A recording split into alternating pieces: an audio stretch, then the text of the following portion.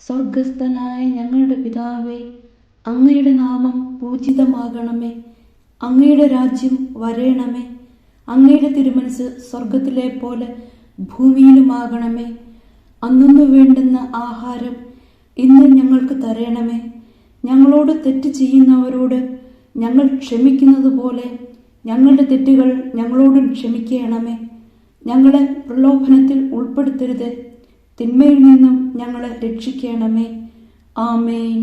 നന്മ നിറഞ്ഞ മറിയമേ, സുസ്തി, കർത്താവ് അങ്ങയോടുകൂടെ സ്ത്രീകളിൽ അങ്ങ് അനുഗ്രഹിക്കപ്പെട്ടവളാകുന്നു. അങ്ങയുടെ ഉദരത്തിൻ ഫലമായ ഈശോ അനുഗ്രഹിക്കപ്പെട്ടവനാകുന്നു.